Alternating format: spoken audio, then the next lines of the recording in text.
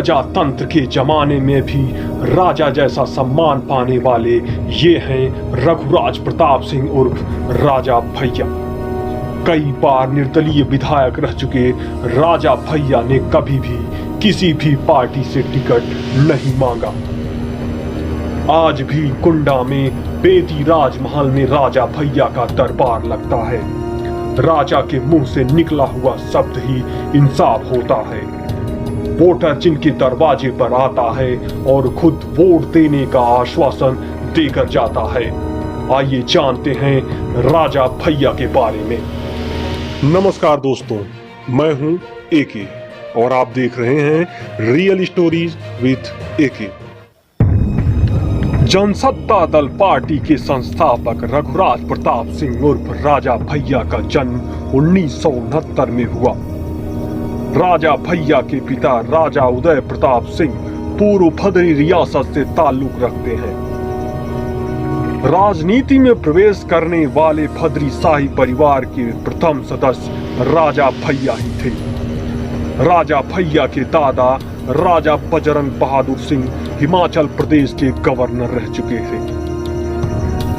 25 साल की उम्र में पहली बार कुंडा विधानसभा से राजा भैया निर्दलीय विधायक चुने गए। रघुराज प्रताप सिंह को चुनाव जीतने के बाद एक ही नाम से जाना गया और वो नाम था राजा भैया। पहली बार सबसे अधिक वोटों से जीतकर राजा भैया यूपी विधानसभा पहुंचे। दिनों दिन राजा भैया की शोहरत आसमान छूने लगी, लेकिन राजा भैया के जीवन में आने वाला था सबसे बड़ा तूफान। 2002 में जब मायावती यूपी की सीएम बनी, उसके बाद राजा भैया की मुश्किलें बढ़ती गई। दरअसल साल 2002 में बीजेपी विधायक पूरन सिंह बुंदेला ने राजा भैया पर अपहरण करने का आरोप लगाते हुए एफआईआर दर्ज कराया, जिसके बाद मायावती ने आनन फानन में राजा भैया और उनके पिता राजा उदय प्रताप सिंह को जेल में बंद करवा दिया। पूरा मामला यहीं खत्म नहीं हुआ, बल्कि मायावती ने राजा भैया पर आतंकवाद निरोधक कानून यानी पोटा लगा दिया। लेकिन वक्त आया साल 2004 का। मुलायम सिंह मुख्यमंत्री बने और राजा भैया पर से सारे मुकदमे वापस ले लिए गए। न सिर्फ सारे मुकदमे वापस लिए गए, बल्कि राजा भैया बने मुलायम सरकार में खाद्य मंत्री। राजा भैया का विवादों से पुराना नाता रहा है। राजा भैया के घर पर छापा मारने वाले पुलिस अफसर आर.एस. पांडे की सड़क हादसे में मौत के मामले में भी राजा भैया संदेह के घेरे में आए। 2007 में फिर से मायावती की सत्ता में वापसी हुई। सत्ता में वापसी के साथ ही मायावती तथा राजा भैया के बीच टकराव की स्थिति उत्पन्न हो गई। अखिलेश सरकार में राजा भैया को फिर से मंत्री पद दिया गया।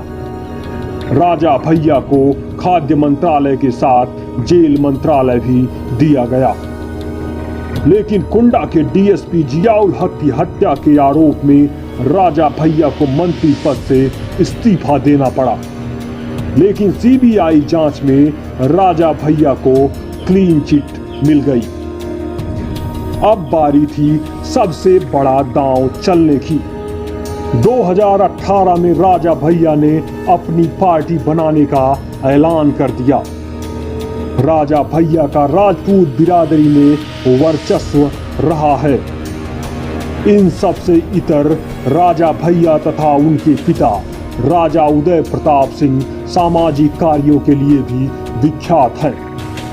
राजा भैया के पिता भद्री नरेश राजा उदय प्रताप सिंह प्रतिदिन कुंडा हरनामगंज स्टेशन पर ट्रेन यात्रियों तथा गरीबों के लिए जलपान तथा खाद्य पदार्थ वितरित करते हैं।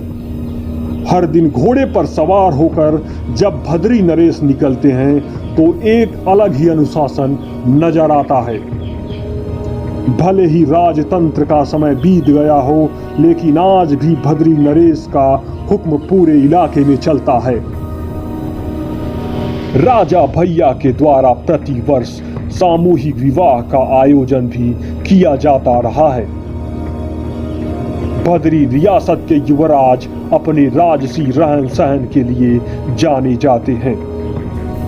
रॉयल एनफील्ड से अपने क्षेत्र में पगडंडियों पर चलने वाले राजा भैया के काफिले में महंगी कारों का भी जमावड़ा रहता है। राजा भैया ने अपने लिए माइक्रोलाइट एयरक्राफ्ट भी खरीद रखा है, जिसे वह खुद ही उड़ाते भी हैं। राजा भैया अपने बेती राजमहल में निवास करते हैं, जहां उनके कोठी के पीछे सैकड़ों एकड़ में फैला तालाब बेती राजमहल की शोभा बढ़ाता है।